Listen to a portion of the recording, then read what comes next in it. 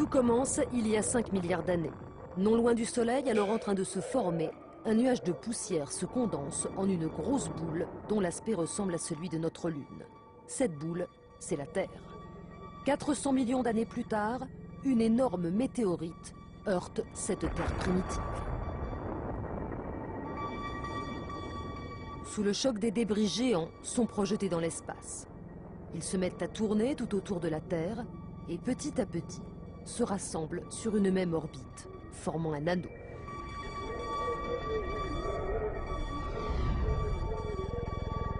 Enfin, ils se condensent pour former une sphère. C'est ainsi que naît la Lune.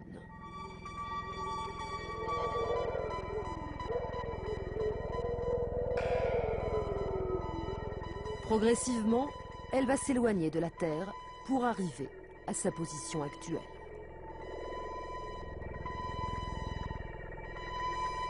Franchissons encore quelques centaines de millions d'années.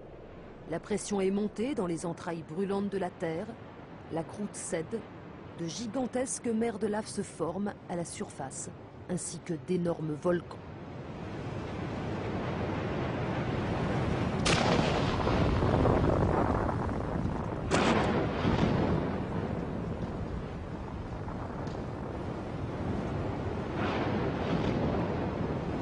Ces volcans rejettent des gaz qui forment la première atmosphère de la Terre, de l'azote, de la vapeur d'eau et du gaz carbonique. Petit à petit, la Terre se refroidit.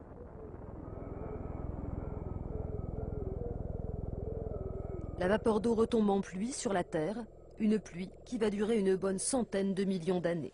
Ainsi vont se remplir les océans. C'est justement dans ces océans que la vie apparaît. La surface de la Terre est toujours en mouvement. Il y a 250 millions d'années, tous les continents sont agglomérés en un seul. C'est ce que l'on appelle la Pangée. C'est le début du règne des dinosaures. Puis, ce continent géant se disloque. Les différents morceaux se mettent à dériver tout autour du globe. Il y a 65 millions d'années, une nouvelle météorite géante s'écrase dans ce qui deviendra le golfe du Mexique.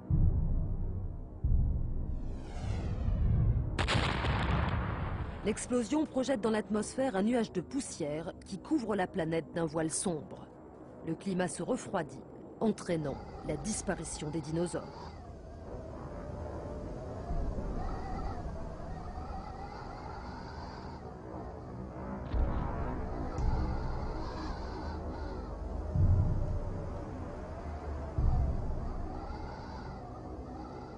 Puis le temps redevient plus clément. Les mammifères se développent. Parmi eux, l'homme. 100 000 ans après son apparition, l'homme a colonisé toute la planète et la regarde de haut depuis ses engins spatiaux.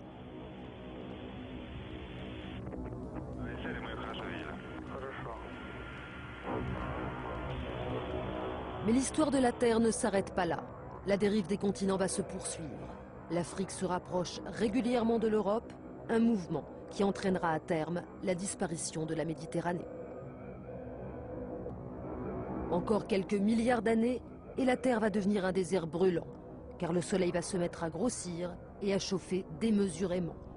Toute vie va disparaître de la Terre, qui se transformera à nouveau en une boule de lave en fusion. Enfin, la chaleur du Soleil sera telle qu'elle vaporisera la Terre, la transformant en un nuage de gaz et de poussière. Ainsi, la Terre aura vécu 10 milliards d'années. Aujourd'hui, nous n'en sommes donc qu'à la moitié de son existence.